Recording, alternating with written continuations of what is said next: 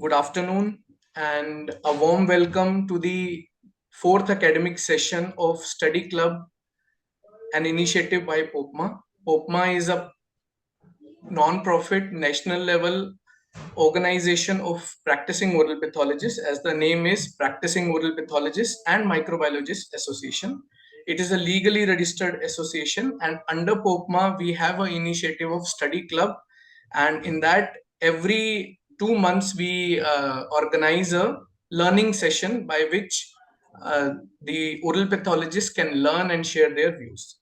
Now, this was there in 2024, and from 2025 we will have 2 sessions a month.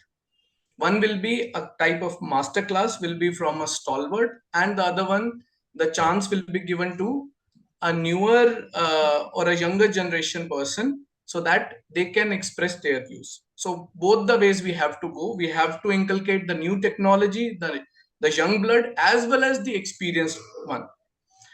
So today we have Dr. Arpan Shah with us and Dr. Nidhi Jadhav ma'am. So without delaying much, we will start the program. And I ask Dr. Nidhi ma'am to introduce the our guest speaker. Just a brief introduction about Dr. Nidhi Jadhav ma'am. She is experienced and senior oral pathologist. She has almost 14 years of academic experience. She has done her MDS in oral pathology from the prestigious Bapuji Dental College and Hospital, Davangere, Karnataka, in 2010. And she has her own practice of specialty practice of oral pathology at Sangli, Maharashtra. I request ma'am to introduce the guest speaker, and so that we can proceed with the lecture. Over to you, ma'am. Sir, am I audible? Yes, you are audible, ma'am. Very good afternoon, one and all. It's a matter of pleasure and honor for me to introduce about Dr. Arpan Shah. Dr. Arpan Shah has completed his BDS from Pandit Deen Dayal Upadhyay Dental College, Solapur, Maharashtra in 2008. He has completed his MDS from Mahatma Gandhi Vidya KBS Dental College, Nashik in 2011. He holds 13 years of experience. He has secured gold medal in MDS 2011 examination MUHS Nashik. He established the very first private oral pathology center in the state of Gujarat at Vadodara in 2011, which is successfully serving today as a trustworthy center for diagnostic excellence in oral jaws and salivary gland lesions. He has delivered lectures and slide seminars at various local, national, and international platforms. He has around 30 publications in various national and international journals. He is also actively involved as an anti-tobacco awareness in various anti-tobacco awareness activities. And he was also the first oral pathologist to be invited as a panelist at prestigious Foundation of Head and Neck Oncology conference in December 2023. Last of his big credentials are his awards. He has been awarded as the most innovative teacher award, and also he has received the best review article of the year award at Manubhai Patel Dental College in the year 2019. He has been awarded the best teacher award by Institute of Scholars Bangalore in 2020. Award for Excellence in Oral and Maxillofacial Pathology by Global Outreach Medical and Health Association in 2021. Dr. Arpan Shah will be presenting today on the topic, a methodical approach towards microscopic diagnosis. I cordially invite Dr. Arpan Shah to take over. I request our viewers to post any questions if they're in the comment section. Over to you, Dr. Arpan sir, and all the very best.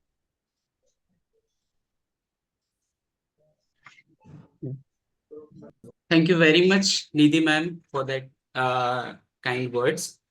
And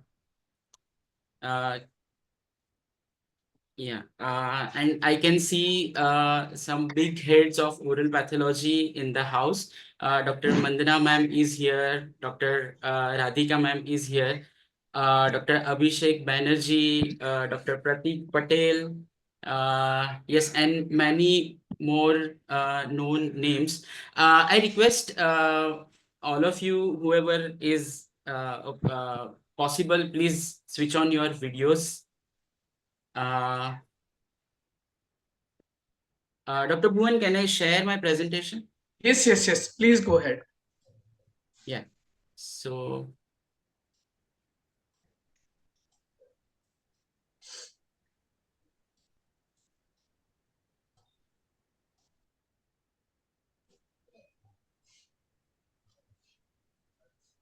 now, usually, as an oral pathologist, either we uh, do presentations for the students, uh, we do presentations for general practitioners, other doctors. Now, for me, it is a very less times. It is that I have addressed my own fraternity.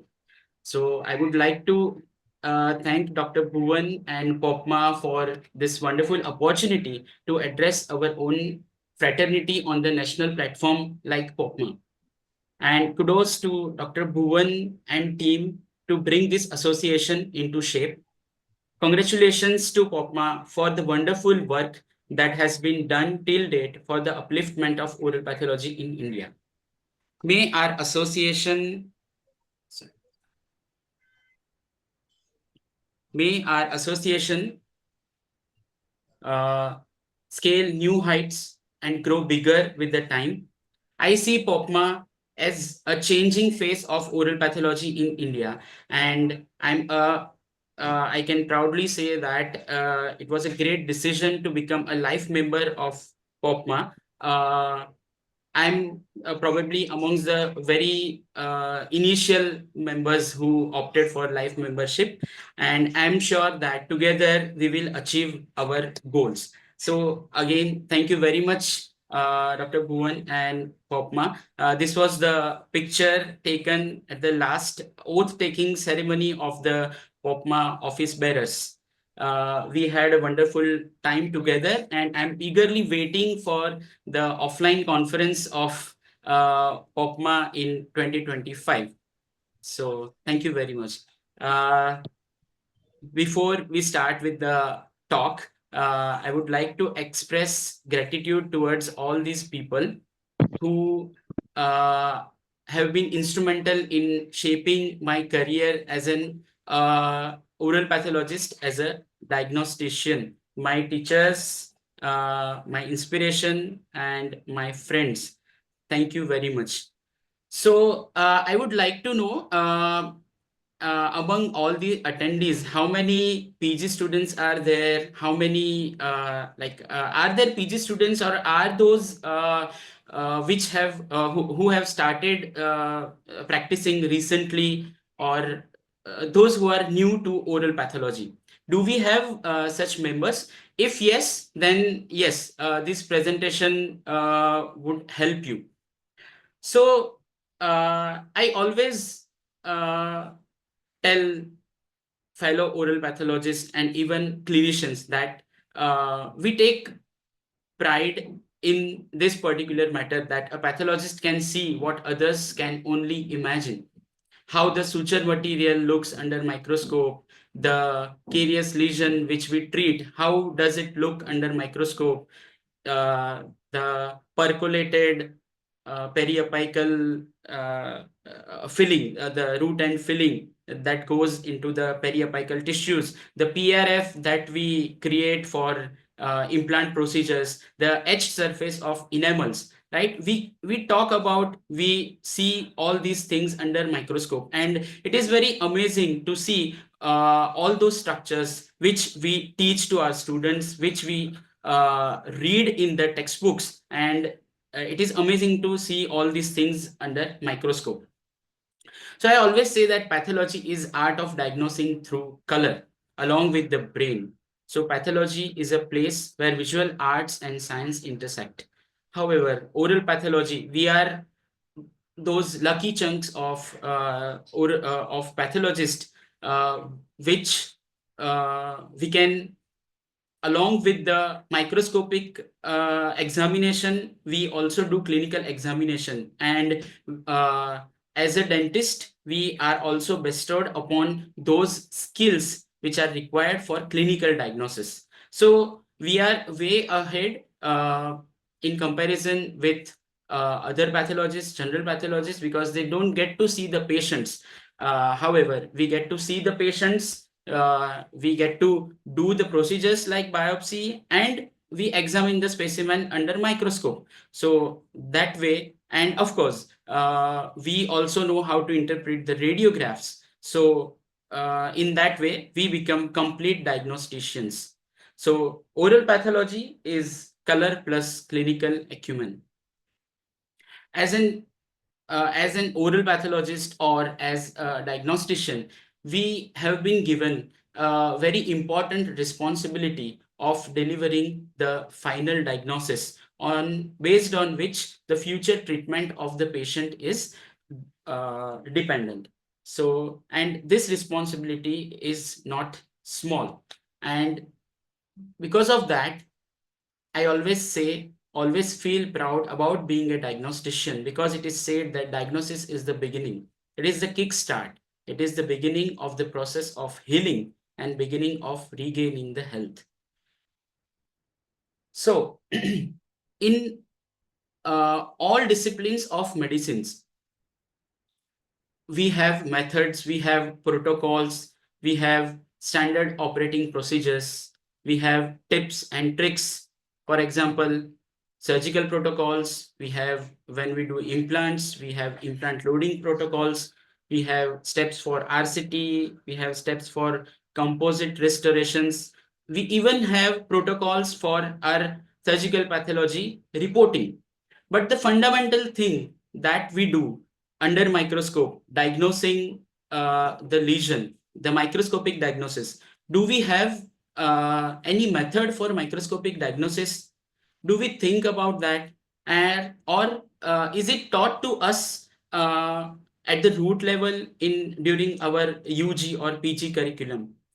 No, it is never taught. It is never taught. Or even if it is taught, it is very less time that we see the discussion about this particular topic.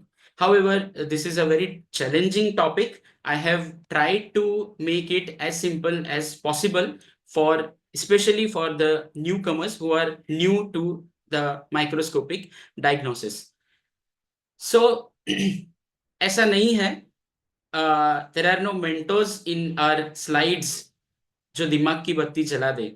ऐसा नहीं है कि microscope का light start करते से ही वो diagnosis अपने दिमाग में आ जाता है. Yes, but no matter however quick you can make the final diagnosis, a correct diagnosis on the microscope, there are some processes which consciously or subconsciously we follow, our brain follows, and I want all of you to know these processes which are going on while we are delivering the microscopic diagnosis. So can there be a method or a protocol or SOP for microscopic diagnosis? Yes. So I'll take a little theoretical part about the domains of microscopic diagnosis. This is to show that yes, people have worked and people have already set the method for microscopic diagnosis. The only thing is that we do not learn this and we do not know this. We do not give much importance to these things. But if you learn this, it is a wonderful thing to implement in the practice. And after that, we'll go through some case scenarios and we'll try to learn how is the methodology of microscopic diagnosis.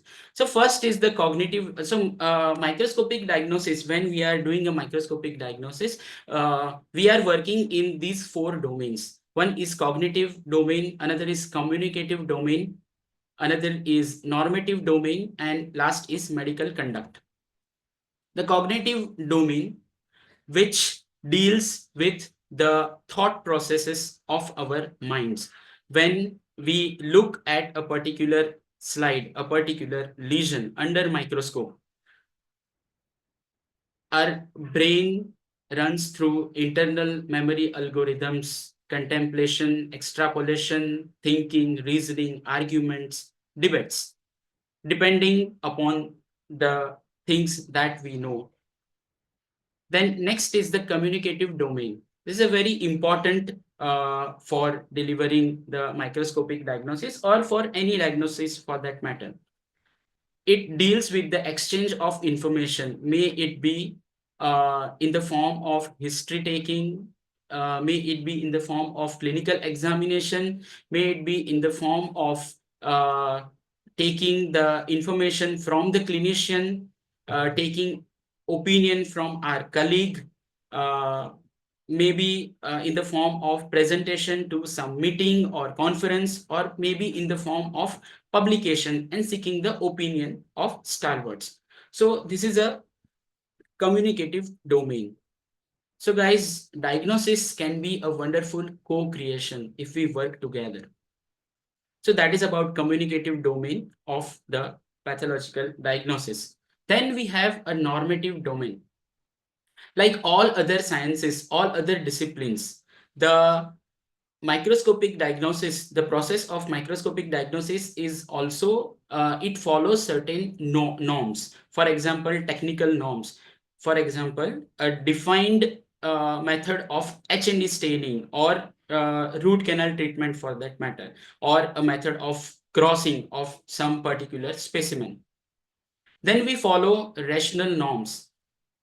I would like to give some examples of reports like rational norms. When we receive a diagnostic biopsy, say for example of a squamous cell carcinoma, when we receive a biopsy, a diagnostic biopsy, we focus on describing the cellular features, the arrangements, and all these things, because we have to deliver a final diagnosis.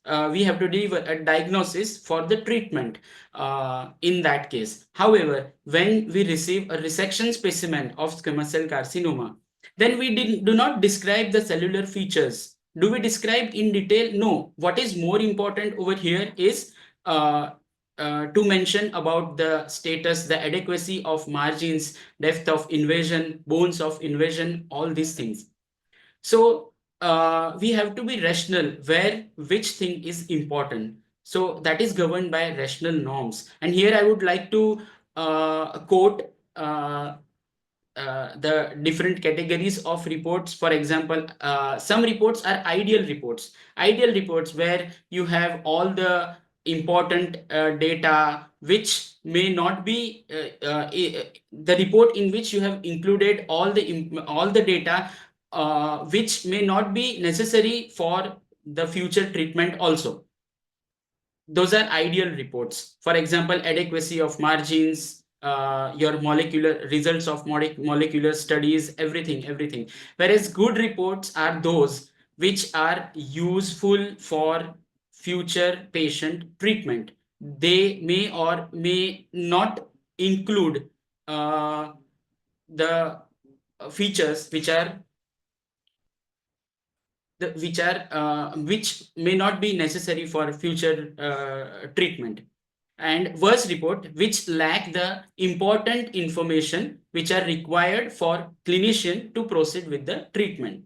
So when we are doing the report, always we have to think about whatever we are delivering in the report or whatever we are communicating in the report, whether it will be useful for further treatment of the patient or not. So that is rational norms. And next is social norms, where we take care about the patient's right, the privacy of our findings. We respect the our colleague who is seeking opinion from us. So these are social norms. And lastly, it is medical conduct, that is about awareness about the consequences of the diagnosis that we deliver. Now, a pathologist must be aware about the consequences of the diagnosis. Say, for example, now in this particular case, this is a cyst associated with a primary tooth. I am showing a very hypothetical situation. It's a cyst associated with primary tooth, right? Now, in such cases, the histopathology is always dicey because basically it is an inflammatory cyst. So some people call this as inflammatory dentigerous cyst, which is associated with a permanent premolar, and some people say that it's a radicular cyst, which is associated with a primary tooth. Now, will treatment differ in either case? Should the permanent tooth be removed or retained?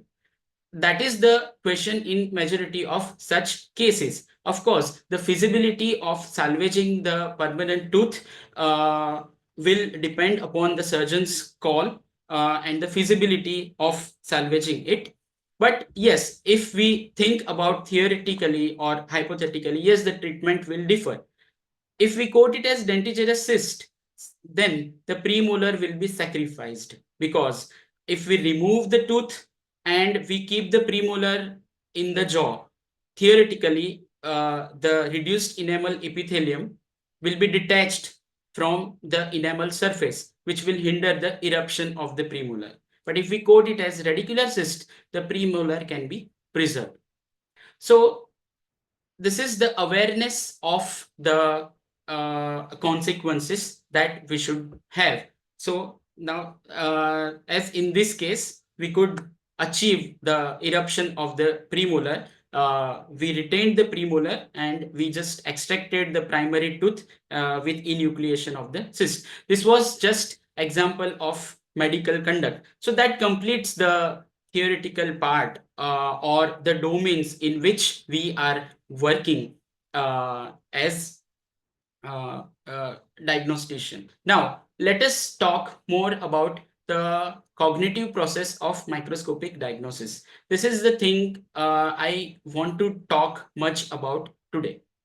So, as I told before, consciously or subconsciously, all those thought processes, all those algorithms, they are going on in our brain when we are making a microscopic diagnosis. However, my attempt would be to make them in a systematic manner so that we can repeatedly using it, we repeatedly use it, and it becomes a routine for us.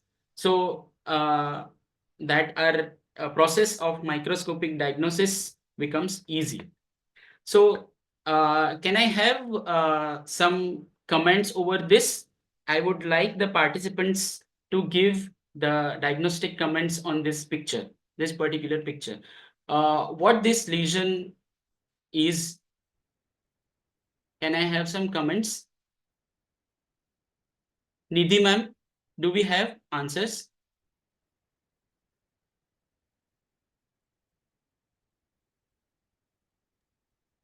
Any answer? Sir, I'm not able to see the screen due to No, some no, reasons. there are no answers as such. Okay. Anybody wants to comment on the? Yes, Dr. Pratik has commented that giant cells. Yes, giant cells. Yes, Okay. Okay.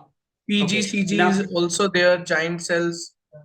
Two yes, two yes, yes. replies for peripheral Yes, giant cell granuloma and central giant cell granuloma. yes, yes, Many yes, correct. majority So comments are I same. yeah, I request everyone to please chip into the discussion. Let it be interactive session, because I don't know how many PG students are there, but I'm not going to come as a PG examiner of anyone over here. So please be free to put your comments and please be free to ask the questions. Right. Yes, yes. So depending upon this particular presentation, our first thought would be peripheral giant cell granuloma. Right now, uh,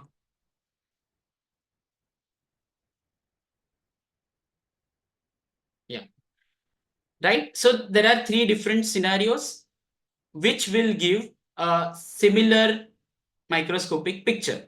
One is gingival epulis. When this particular lesion presents as gingival epulis, we call it as PGCG.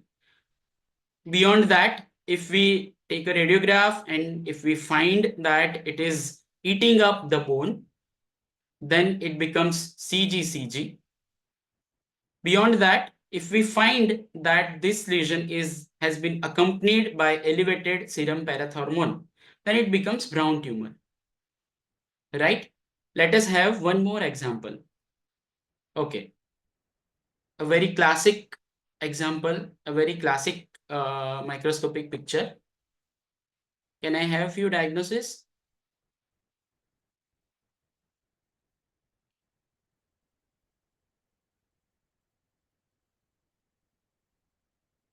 Yes, COC, right? Okay, so these are ghost cells, odontogenic epithelium. Yes, our first thought will be COC, right? Now, yeah, the same lesion, when it is enucleated or resected in the odontogenic region from the jaw, it is COC. But what if I tell you that it is a brain tumor resected from a 5-year-old child? The diagnosis differs. It's a craniopharyngioma.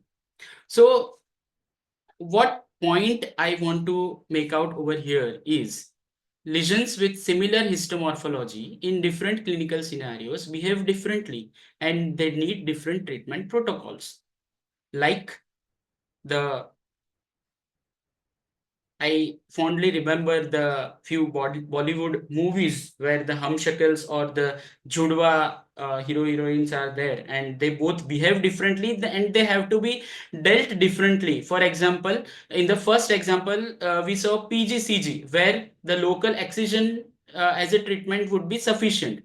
In case of CGCG, curettage, or if the lesion is big, it would require resection as a treatment. In case of hyperparathyroidism, the medicinal treatment would be required. Now, in this particular case, when it is COC, when it is large lesion, either enucleation or resection, depending upon the size of the lesion.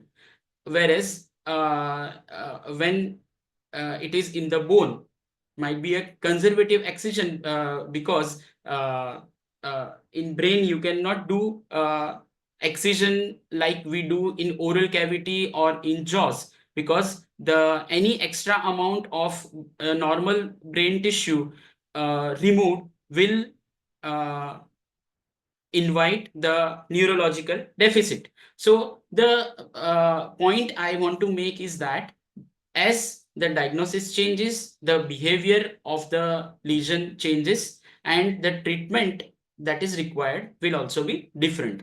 So histopathological diagnosis is way beyond matching the pictures, and that is what maximum time we do. We observe the slide under microscope, and then we try to match these pictures with the atlas that is fitted in our mind, or with the atlas that is put in our cupboards, right? But what is actually required is to send the signals to refer these features to higher center. Higher center means our brain. Okay.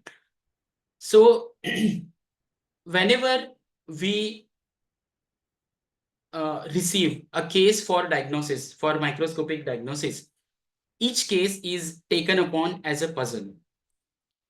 As I told you before, we all are doing these exercises consciously or subconsciously. It is only that I am describing all these processes in words. So each case is taken upon as a puzzle. Let us take one case scenario. For example, 52-year-old male. Clinically, there is ulceroproliferative growth involving right buccal mucosa, history of tobacco and smoking since many years, and diagnostic biopsy is performed. Now, this is a picture, the simplest case that we can have for diagnosis. Okay, so what is the diagnosis?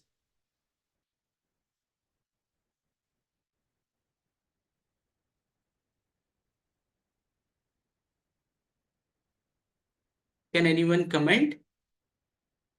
Yes, it is oral squamous cell carcinoma. Okay, so can anyone tell what all things we have done over here? What all things within, if I can diagnose this particular section within 5 seconds, what all thoughts were running in my mind for the diagnosis of this particular lesion? So let us go through those thoughts.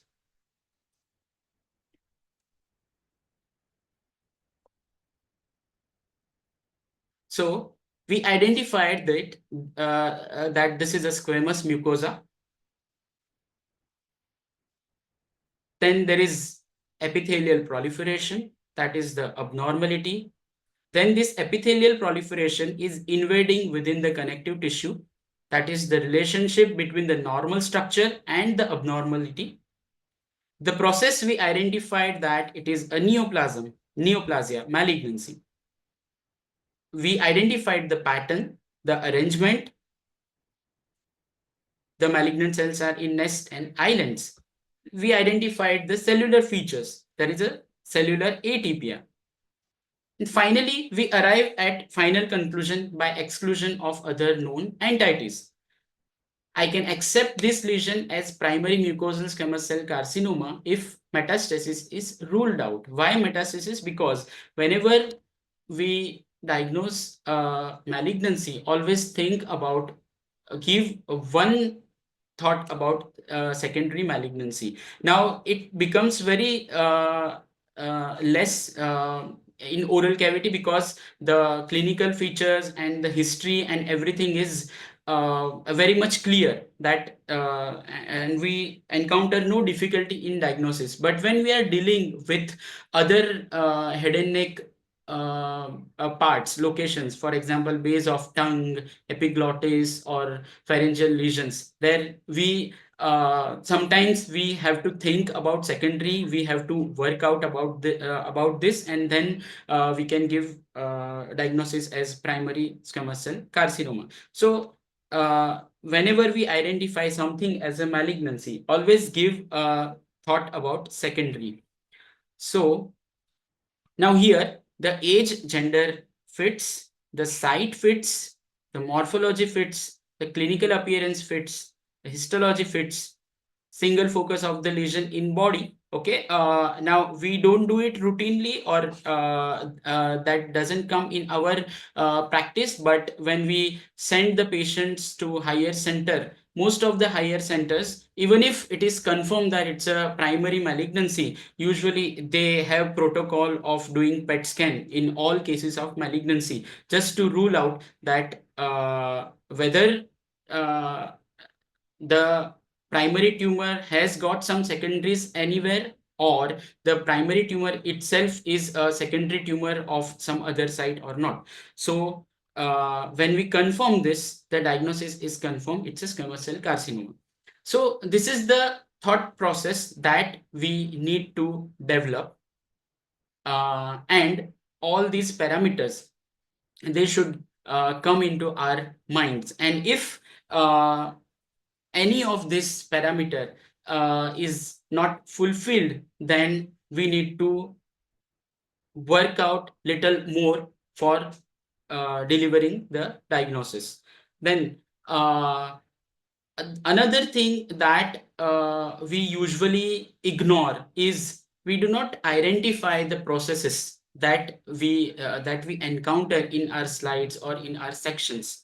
Okay, I do not want to elaborate much about processes because the processes, the patterns, the cellular features, we routinely discuss in all other slide seminars. But these are the processes which we usually encounter, and we must appreciate those processes rather than just looking at the pattern and the cytological features. So inflammation, hyperplasia, metaplasia, necrosis, proliferation, neoplasia, foreign body reaction, thrombosis, these are just few examples of processes which we routinely encounter. For example, if you find some blood vessel and the inflammatory cells aligned internally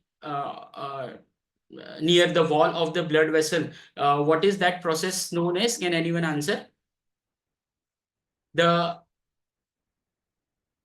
neutrophils aligned along the intima of the blood vessel.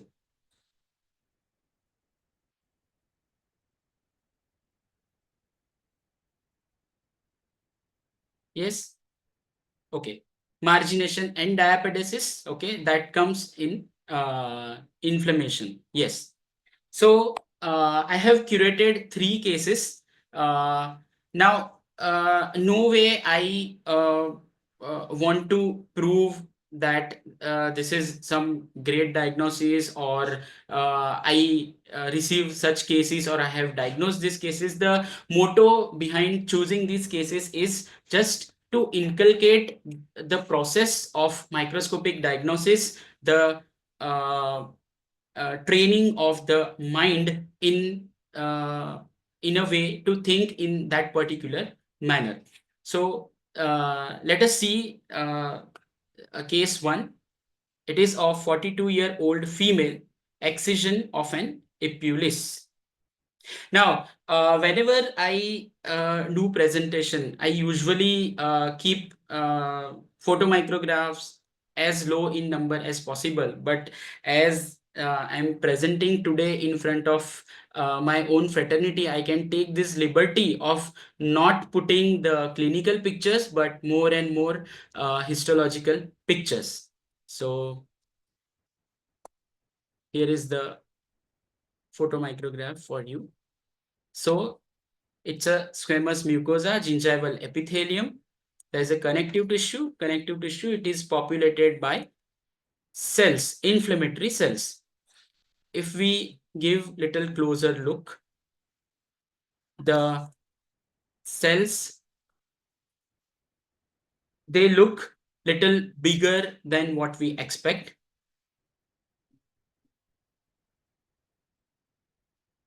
The cells are bigger with squared off shape.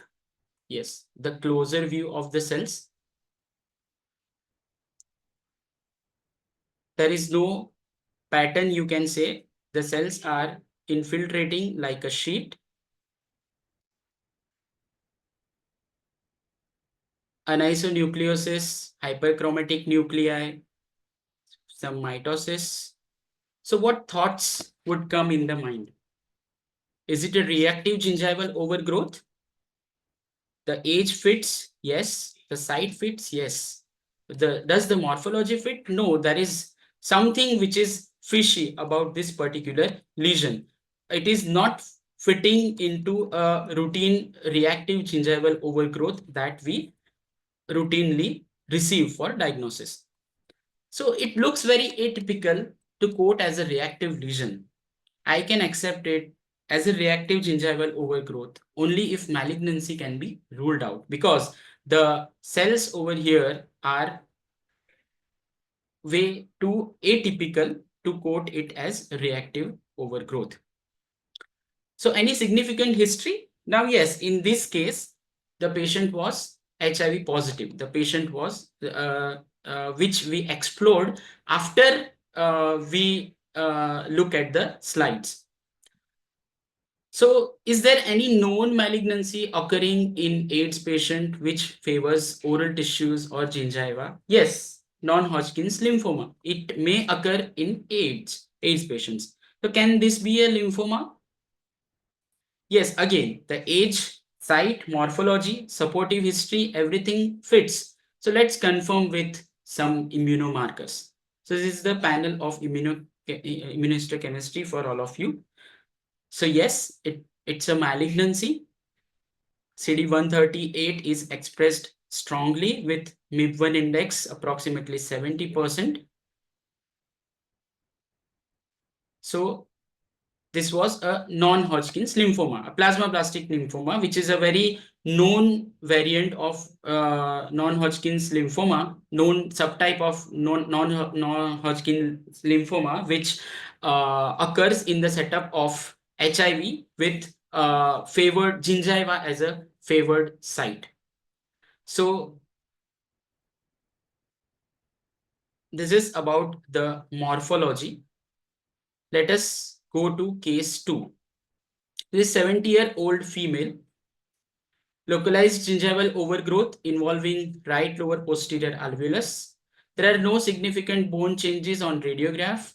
Clinical diagnosis was pyogenic granuloma and complete excision was done. Look at the histology now. It's a squamous mucosa. It is a gingiva, the epithelium, the connective tissue, and the connective tissue, it is perforated by some luminal structures. There are some lumina with inflammatory cells in the center. Some more pictures.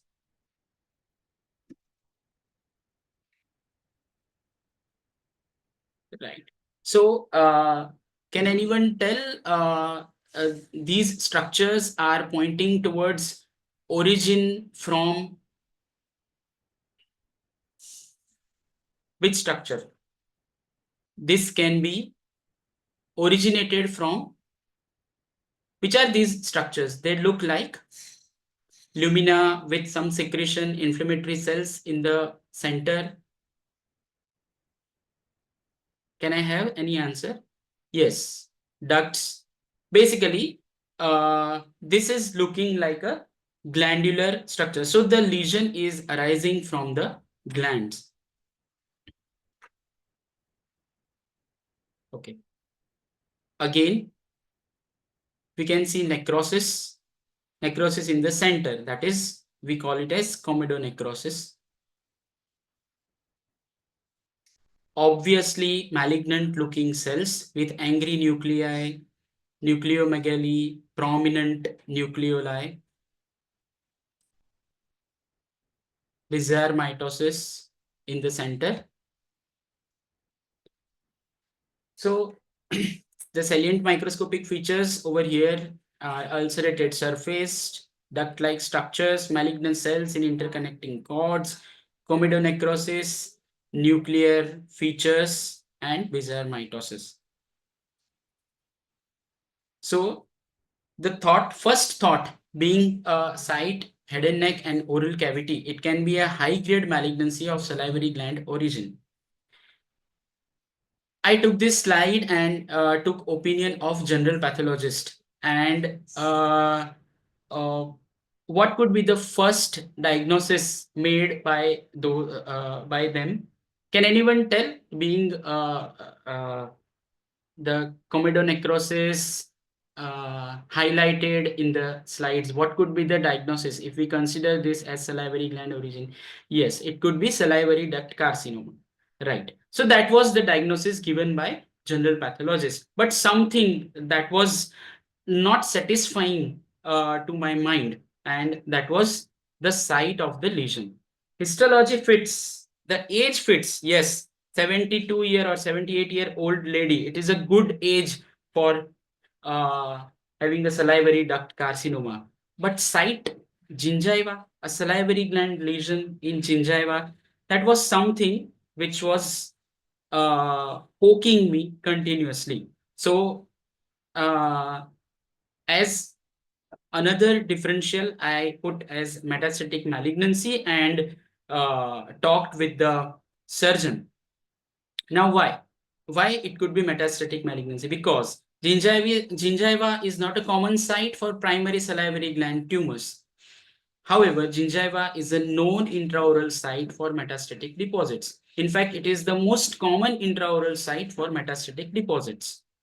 And how we can rule out?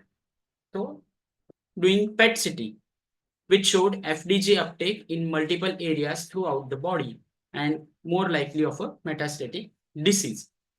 So,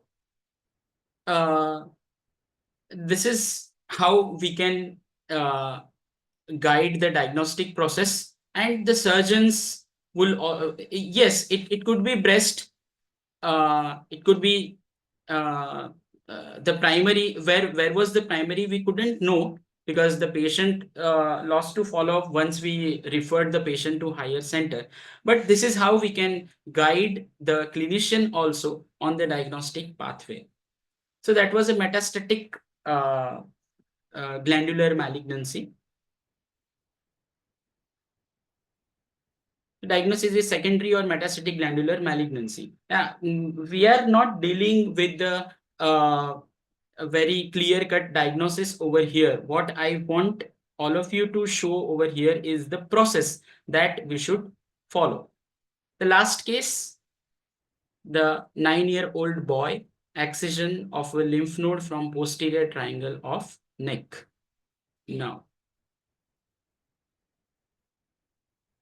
I'm extremely sorry for not very good photomicrographs over here, but I think subsequent photomicrographs are good. So a normal structure of lymph nodes, you can see the blue color in between, you can see some pink areas as well. Yes, again, the lymph node, the lymphocytes with the pink areas. Yes, syncytial arrangement of cells with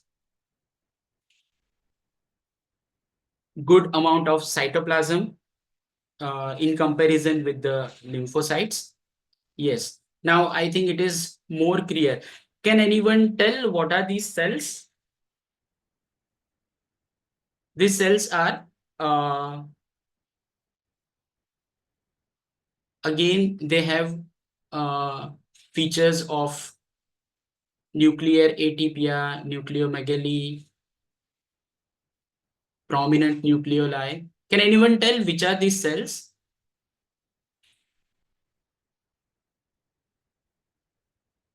Come on, which are these cells in the lymph node? The pink cells which are present in the lymph node with the features of cytological atypia.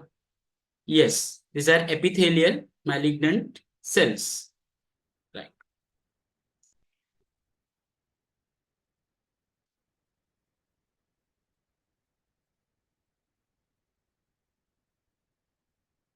Right.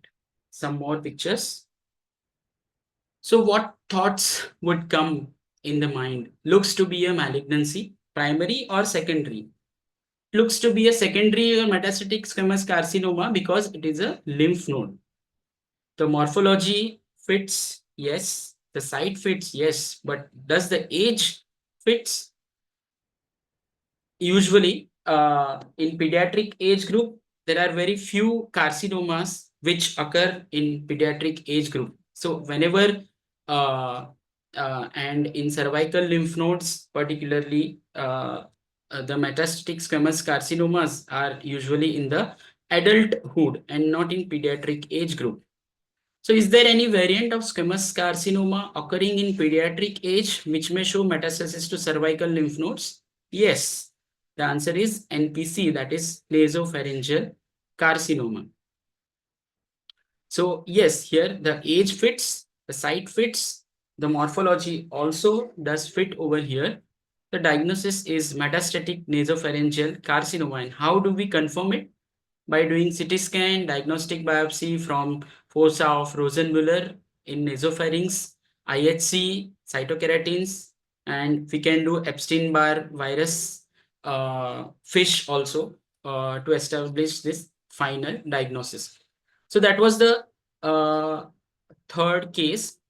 So what message I want to convey is these are very important. We consider these as very trivial information. For example, age, location of the lesion, gender of the patient, uh, uh, but they are very important. Sometimes the surgeons, they give inadequate information. They don't even bother to fill up the biopsy requisition form, and we have to give calls to surgeons, to clinicians to extract this particular data. We need to explain them the importance of all these important data, which are important not only to put in the report, but also to follow the entire diagnostic process. So the lessons that I want to put forward is that microscopic diagnosis is a process and it is not an event. It is not like a bulb on situation, but it is a process. No matter how in how much short time you can provide a diagnosis, but all these processes, they go in our minds, and we just have to channelize all these processes, and we have to train our mind more and more for these processes so that we can excel in our diagnostic domain. So following a methodical approach towards looking at HND sections will lead to the correct diagnosis in 99% of cases in head and neck region. Ancillary studies will be needed in very small percentage of really complex cases. We are fortunate enough that in majority of the cases, we may not require doing the ancillary studies like IHC and FISH and all, at least not in my city, because majority of the report that we give based on the those are based on the HND sections only.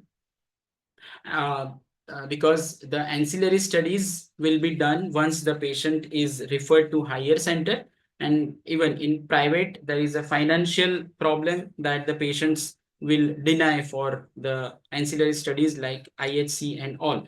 However, wherever it is possible, we try to offer that to patient and deliver the final diagnosis. So lastly, a great statement that was given by Dr. Juan Rosai, the father of modern surgical pathologist. There is no technique in all of medicine that provides so much information so quickly and for such little cost as the H&E technique. We consider it as our Sasta, Sundar and Tikau technique. And the great physician, Dr. Ralph Green, had given this statement that if you can make the diagnosis, the treatment is easy and the damage can be reversed. But making the diagnosis is tricky. We can make it easy with a systematic approach. So that is all from my side. Dr. Bhuvan, I hope it was informative session. Yes. I'd love to answer the questions if any question is Yes, there. Dr. Arpan, it was indeed a very informative and excellent presentation. It was clear, concise, highly engaging, and it captured audience attention throughout. The content was also well structured, insightful, and delivered with confidence and professionalism. And the complexities were made in a very poised and simple manner, which is very difficult nowadays to do that. And yes, I do agree that a systematic approach is required.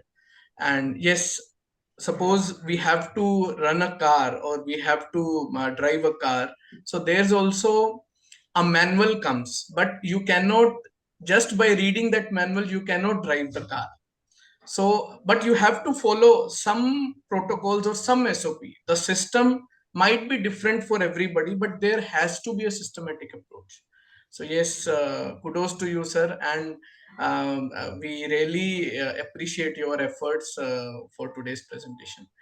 So I hand over to Dr. Nidhi ma'am for further course of action for today's. Uh, yes, sir. No doubt it was a very nice presentation. Dr. Arpan has made the diagnostic algorithm very simple.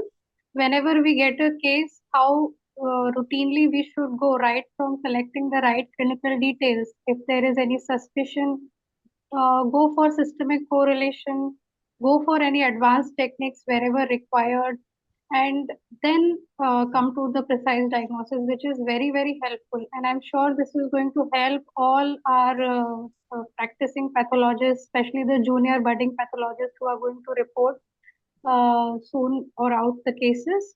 So we are very thankful to Arpan sir for uh, giving such a nice presentation. Thank you We very do much, ma'am. Yes, ma'am. we if anybody has any doubt, please let us know in the comment section. Yeah, I can see one question from Dr. Vivek Gupta sir. Please guide us for going through the slides for a beginner PG and how to correlate the total knowledge of textbooks to the slides we see. Sir, slides तो हमारे पास बहुत होती हैं, but what we need to do is we see for beginner PGs, oral pathology is just pink and violet, nothing else. So because in UG curriculum oral pathology को इतना stress नहीं दिया जाता है, and it is something like it is always an ignored subject.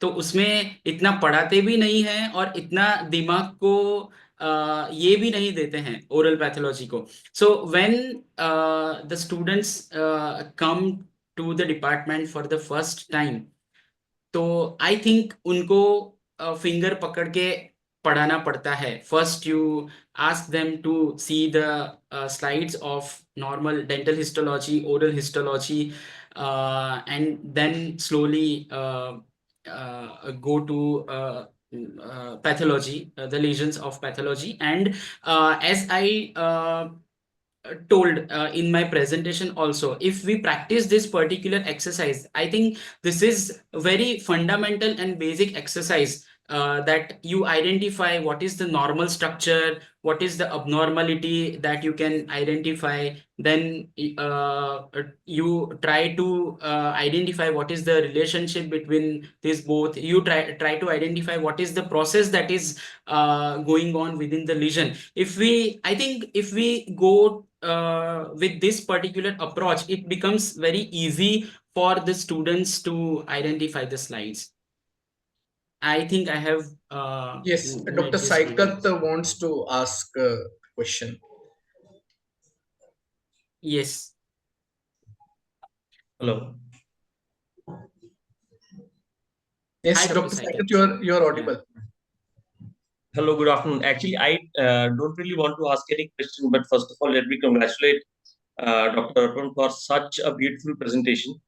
And I was so pleased to see the presentation because he has covered a very fundamental aspect, especially for the students who are right now into this oral pathology program.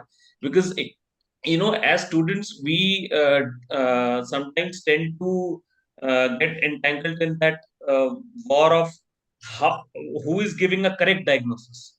It is not about giving a correct diagnosis. It is about following a correct clinico-diagnostic procedure process, which would automatically tell you a story to land up into a diagnosis.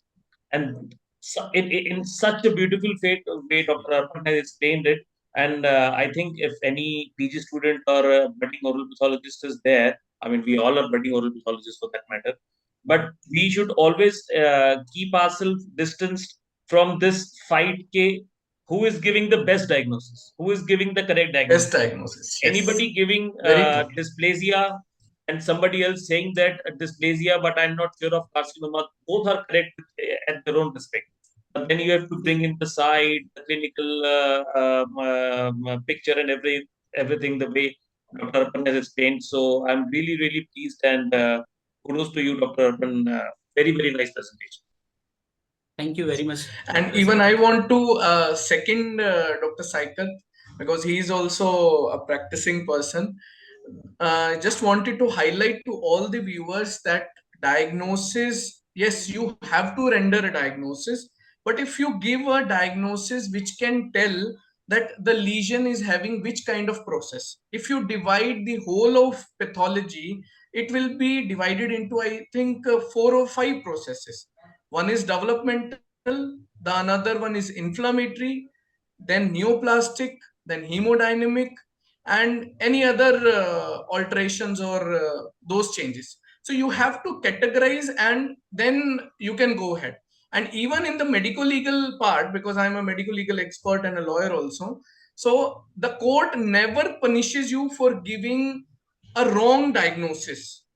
If you have actually followed a proper algorithm for reaching the diagnosis, if your system of reaching the diagnosis is correct, because you have to write the report, so that is again an art, and we will come sometime with a lecture on that also. So I think it will not be a problem. So that race of reaching a diagnosis should be there, but not like what we are many PGs are more interested that you tell the diagnosis. So this is not the way. Why that diagnosis, that is very important. Anyways, the system which you have told is perfectly fine, and anyone who wants to add some comment or anything else, they are most welcome.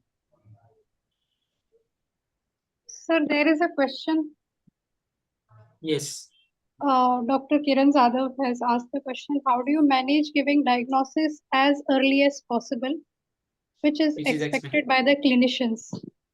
Sir जैसे clinician हमारे पीछे पड़ते हैं, वैसे हमको भी technician के पीछे पड़ना पड़ता है.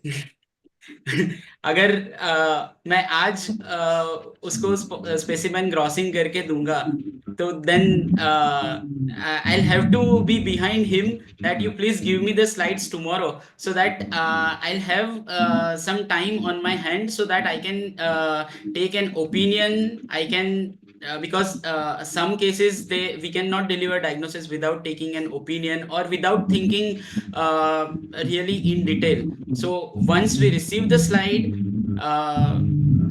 we observe the slide for 2-3 times and then we give. So जैसे ही हमारे पास our technical जो प्रोटोकॉल है वो जितना जल्दी हो सके उतना जल्दी खत्म हो जाए, तो then we can have a time for अपने दिमाग को तकलीफ देने के लिए उतना टाइम ज्यादा मिलता है हमको. Yeah, I agree actually, because this is what is the problem we face actually here. Many clinicians, they do expect that we should give them diagnosis within 2 days or 3 days, like that. So as an oral pathologist, we know like it is little difficult, but that's what actually I just wanted to know, if you are giving the diagnosis within 3 days, how you are just managing it. No, Sir, I think Dr. Saikat want to address, then at the end I will give a solution to that. Yeah, can I? Yes, If it's please allowed. go ahead, Dr. Saikat. I mean, Dr. Kiran, it is not difficult to give the diagnosis in 3 days. It is actually impossible to give the diagnosis in 3 days. Yeah, unless your naked eyes are able to see the kind of cells. And as a practitioner, I would just like to comment on. I mean, I'm secondly what Dr. Arpan has said. Please do not be under the pressure to give the diagnosis because the clinician has asked you to give it in 7 or 5 days. We are humans. We have many things to do. We are running our own centers. There is a time. There will be times when you will not actually feel like sitting in the microscope and putting your brain into the slides. You would always feel like days will be there where you will think, hey, my mind is not into it to sort of see the slides and think about it. Don't do it. Don't sit on the microscope. Don't give in to the pressure of clinicians. There are many ways to tell them. I agree with you. That is There what are actually, many ways to tell the clinician. actually expectations. That's what actually I just wanted to. Yeah, because they think they have. I mean, many clinicians think that they have given just a piece of just thank you sir, just a piece of tissue, and then they expect us to tell the Aadhaar card of the patient, and that too within 3 days. So we are humans, we have our minds.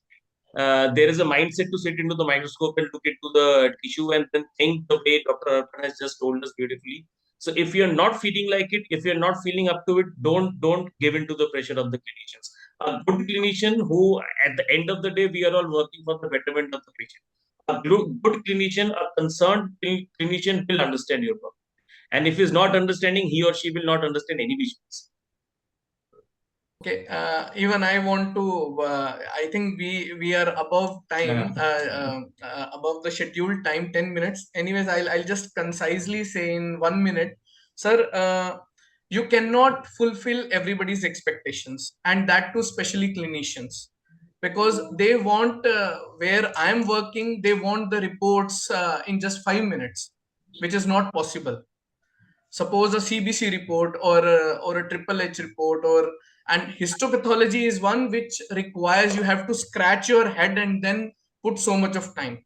I think in your local area you should organize a meeting and show them the process, how you reach from the tissue to the slide, because I'm 100% sure that 95% of the clinicians, they do not know even 1% of the histopathology process, how it goes from grossing till the slide, and then how to imagine the microscopic aspect, which is again very difficult.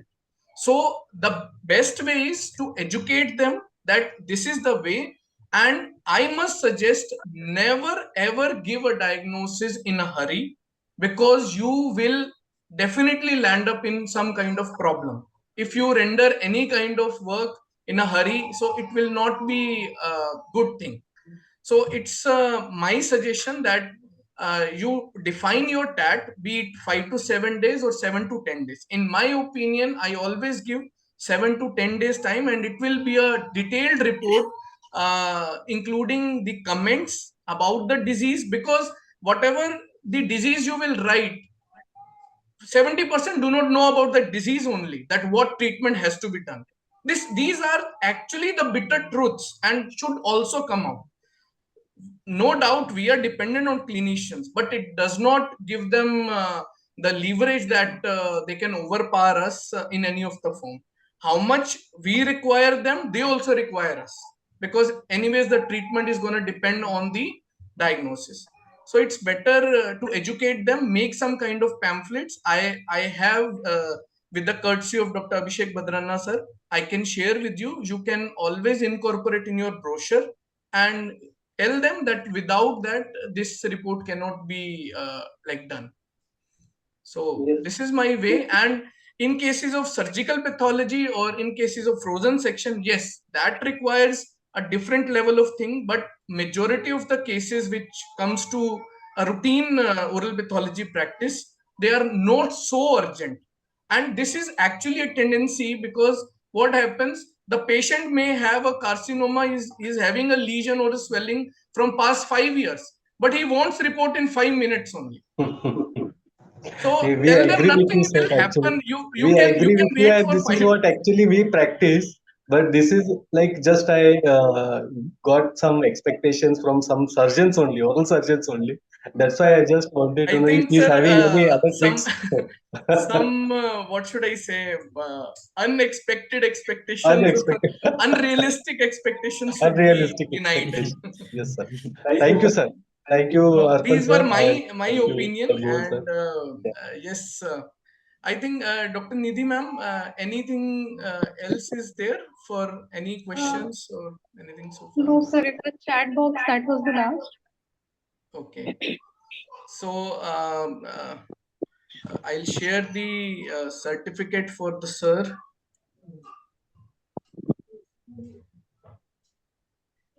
Thank you very much. Nidhi ma'am, please do the honors. Dr. Nidhi ma'am, please Yes, sir, felicitate it's a proud Arpan sir. privilege. We are very thankful to Arpan Shah sir for taking out his precious time for preparing such a nice presentation. Sir, here is the certificate.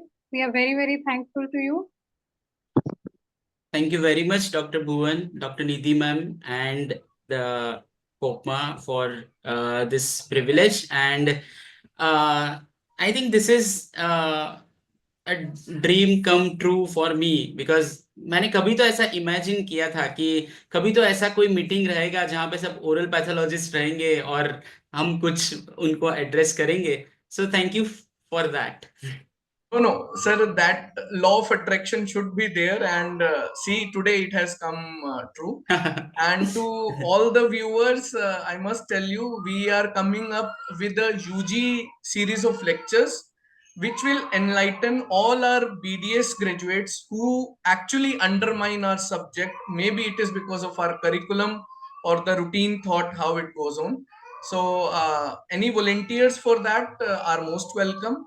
And one more series of master class or master series that will also follow. We'll have 2 sessions a month, and I look forward to everybody's cooperation and comments. Any feedbacks you require, you want to say, they are Yeah, most Bhuvan, welcome. Dr. Bhuvan, I have a small suggestion actually. So Yes, thing sir. is like this was an excellent one, and now like thing is like one thing where in histopath where we go little bit, that is the lymphomas and the leukemias. I think this is hardly talked about. Uh, so this, if we can get some good expert Yes, yes, yes. and we can get a thing, is because people are looking into this association in a different way. So I think this will be a very good this thing. So you can just take a note of this, and probably, and Arpan sir, this was a very good. I was hearing, I could not be in the video, but I was hearing it was very nice. You are always a great person, anyways. Yes, Dr. Abhishek, your suggestion is being taken, and I have already planned a lecture on leukemias and lymphomas by the great solvent Dr. Anita Borges, madam. Great, great, great, So I think that will be fine because lymphomas great. are not everybody's cup of tea. So we'll definitely take. Sure, And sure. I think we We can take a all take a leave. mass photographs, no? Because we are at the end, Yes, people will be yes, leaving. yes. I think everybody can switch on their cameras.